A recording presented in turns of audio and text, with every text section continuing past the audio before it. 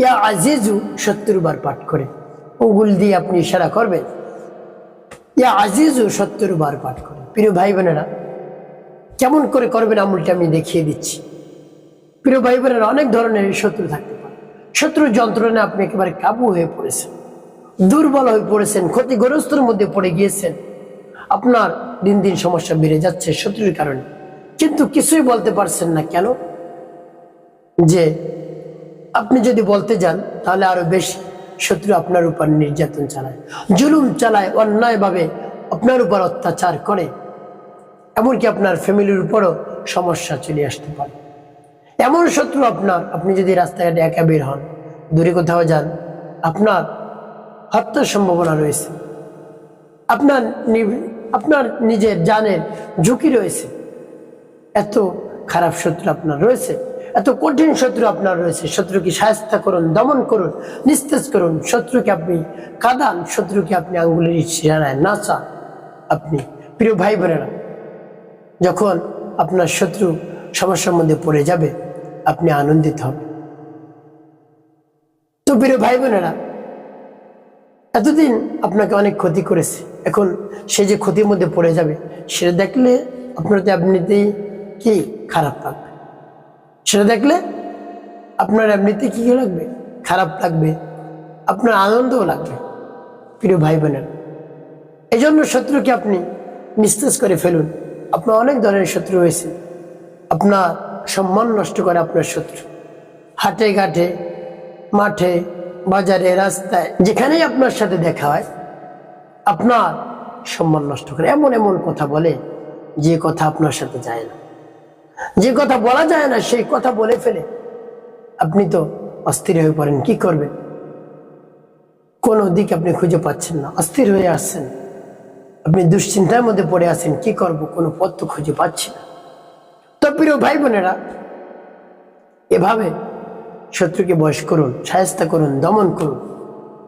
আপনার পরিবারের শত্রু থাকতে পারে, পরিবারের মধ্যে এসে এমন এমন কথা বলবে, এমন এমন কাজ করবে, পরিবারটা ধ্বংস হয়ে যাবে। তারপর সন্তানের ক্ষতি করতে পারে, সন্তানের জানের ক্ষতি রয়ে থাকে, জানের হুমকি থাকে। তো প্রিয় ভাই বোনেরা, অনেক রকমের শত্রু থাকে, দূরের শত্রু, কাছের শত্রু। তবে দূরের মানুষ আপনাকে ক্ষতি করবে না, আপনাকে চিনে না, ক্ষতি করবে কেমন? কাছের মানুষ আপনাকে যারা চিনে, আপনার সাথে সম্পর্ক ভালো, তারা ক্ষতি করতে চায়, ক্ষতি করার চেষ্টা করে। প্রিয় ভাই বোনেরা, সেই শত্রুকে আপনি যখনই চিনবেন তখনই তাকে বশ করুন।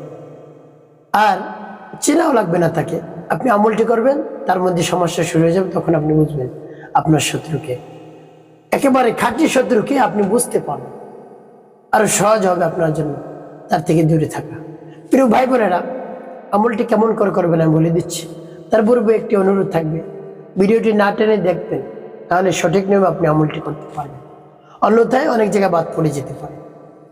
তাই ভিডিওটি শুরু থেকে শেষ পর্যন্ত দেখার অনুরোধ থাকবে। প্রিয় ভাই বোনেরা, আমলটি করার ক্ষেত্রে আপনাকে কি করতে হবে? শত্রুর মুখামুখি আপনাকে বসতে হবে।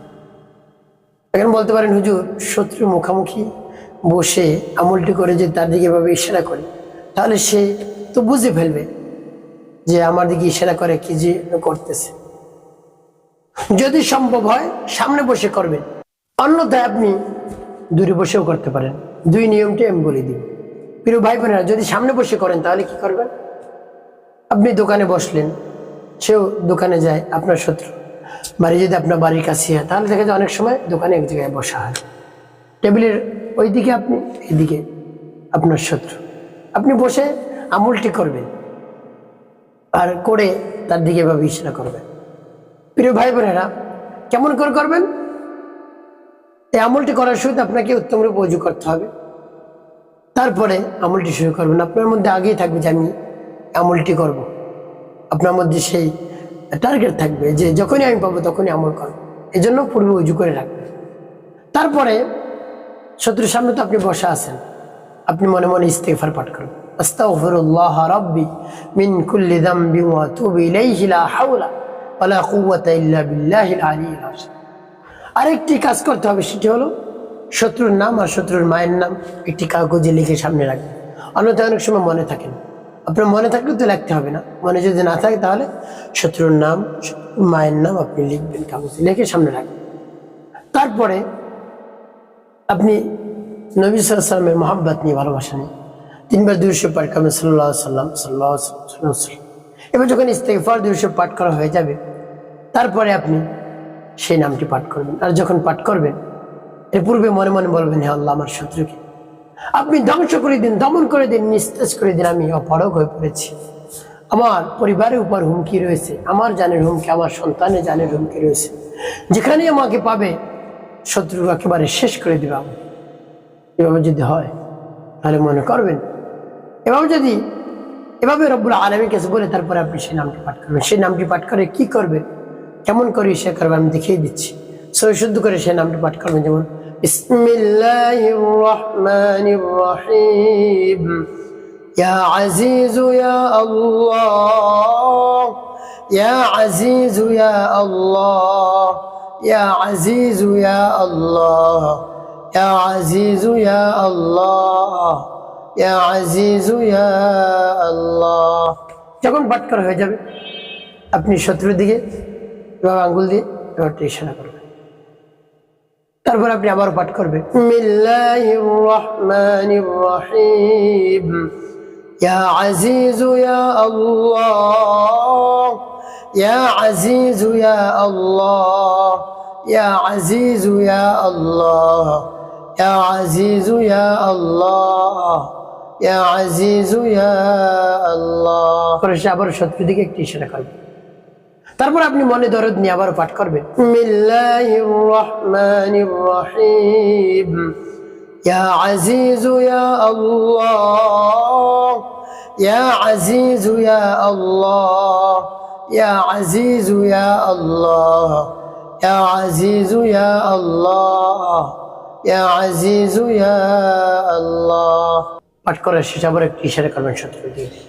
আর যখন ইশারা করবেন তখন মনে মনে আপনার চিন্তা করবে, আল্লাহ, আমার শত্রুকে আমি ধ্বংস করে দিতেছি, নিস্তেজ করে দিতেছি।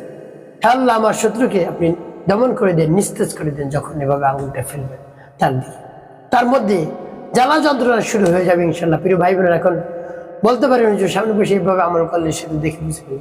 আপনি এভাবে কৌশলে মুখে এভাবে হাত দিয়ে আপনি এই দোয়াগুলো পড়বেন, তারপরে এভাবে আঙ্গুল আপনি নিচে ফালাবেন উপরে দিয়ে, এটা বুঝবে না।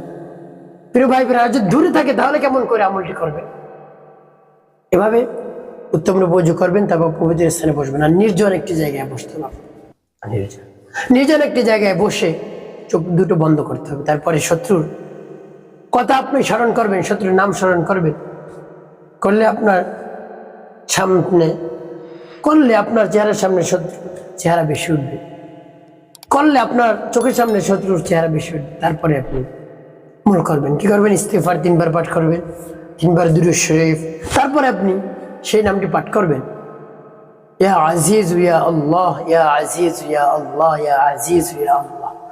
এভাবে পাঠ করে তারপরে আপনার চোখ তো বন্ধ, আপনার শত্রু কিন্তু আপনি দেখতেছেন সামনে, এভাবে তার দিকে ইশারা করবেন। এখন আর চুপি চুপি করা দরকার না, আপনি তো এখন দূরে আছেন, আপনাকে তো দেখতেছেন, আপনি দেখতেছেন, এভাবে ইশারা করবেন। এভাবে 3 বার আঙ্গুল দিয়ে ইশারা করবেন। তো কতবার পাঠ করবেন? ইয়া আজিজ ইয়া আল্লাহ 70 বার। 70 বার পাঠ করে এভাবে 3 বার আঙ্গুল দিয়ে ইশারা করবেন। আর মনের মধ্যে আপনার ব্যথা থাকবে, আল্লাহ শত্রুকে ধ্বংস করে দিন, নিস্তেজ করে দিন, দমন করে দিন। শত্রু যন্ত্রণা আমি অস্থির হয়ে পড়েছি, কি করবো, আমি কোনো দিক খুঁজে পাচ্ছি না। রব্বুল আলামিনের কাছে বলবেন, অবশ্যই আপনি উপকৃত হতে পারবেন। প্রিয় ভাই বোনেরা, শেষে আপনি কি করবেন?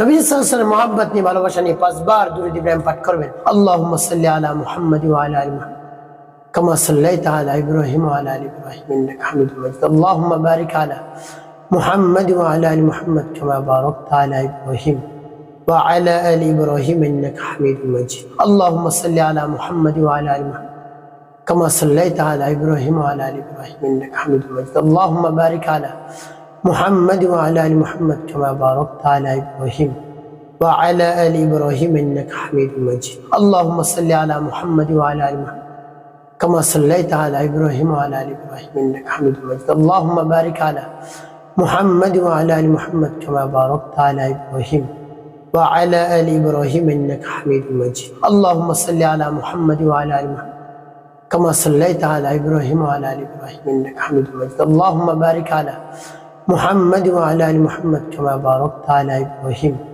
وعلى آل إبراهيم إنك حميد مجيد اللهم صل على محمد وعلى آل محمد كما صليت على إبراهيم وعلى آل إبراهيم إنك حميد مجيد اللهم بارك على محمد وعلى آل محمد كما باركت على إبراهيم وعلى آل إبراهيم إنك حميد مجيد اللهم صل على محمد وعلى آل محمد كما صليت على إبراهيم وعلى آل إبراهيم إنك حميد مجيد اللهم بارك على محمد وعلى آل محمد كما باركت على إبراهيم وعلى آل إبراهيم إنك حميد مجيد বাবা যখন দুরূদ ইব্রাহিম পাঠ করা হবে 5 বার তারপরে আঙ্গুল দিয়ে একটা ইশারা করবেন ভবিষ্যতের দিকে ইশারা প্রিয় ভাই বোন আমলটি করা হয়ে গেল এখন কি করবেন সাথে সাথে রব্বুল আলামিনের শাহিদের হাত তুলন করবেন হে আল্লাহ শত্রু যন্ত্রণা অতিষ্ঠ হয়ে পড়েছি শত্রুকে দমন করে দিন নিস্তেজ করে দিন আমি তো তাকে কিছু করি না তাকে কোনো ধরনের ক্ষতি আমি করি না সে আমার শুধু ক্ষতি করে যাচ্ছে